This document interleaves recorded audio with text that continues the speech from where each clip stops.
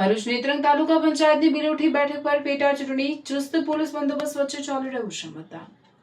ભરૂચની નેત્રંગ તાલુકા પંચાયતની ચૂંટણી બાદ આપના વિજેતા ઉમેદવારનું મૃત્યુ થતાં બિલોઠી બેઠક ખાલી પડી હતી, જેની પેટા ચૂંટણીમાં આજરોજ મતદાન પ્રક્રિયા યોજાઈ હતી।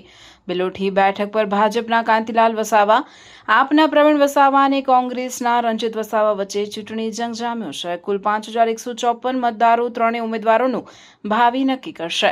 મતદાન પ્રક્રિયા દરમિયાન કોઈ અનિચ્છનીય બનાવ ન બને માટે મતદાન મથક ઉપર ચુસ્ત બંદોબસ્ત ગોઠવાયો છે। ઉલ્લેખનીય છે કે તાલુકા પંચાયતની એપ્રિલમાં યોજાયેલી ચૂંટણીમાં 16 બેઠકો પૈકી આપે 8, ભાજપે 7 અને કોંગ્રેસે 1 બેઠક હસ્તગત કરી હતી, જેમાં આપના એક ઉમેદવારનું આકસ્મિક મોત થતાં ભાજપે કોંગ્રેસ સાથે ખેલ ખેલી તાલુકા પંચાયત કબજે કરી હતી। હવે પેટા ચૂંટણીમાં જો આપ કે કોંગ્રેસનો ઉમેદવાર વિજયી થાય તો ફરી નેત્રંગ તાલુકા પંચાયતની સત્તામાં નવા જૂની સર્જાઈ શકે છે। તારીખ 30 જુલાઈએ મતગણતરી બાદ જો ભાજપ જીતશે તો સ્પષ્ટ બહુમતી સાથે સંખ્યા બળ 9 થશે અને જો આપનો ઉમેદવારી વિજય થયો તો ફરી ભાજપ અને આપ વચ્ચે 8-8 સભ્ય પદને લઈ ટાઈ પડતા સત્તા માટે રસાકસી જામી શકે છે। જ્યારે કોંગ્રેસના ઉમેદવારની જીત થઈ તો ફરી સત્તા માટે જડ તોડનું રાજકારણ ખેલાઈ શકે છે।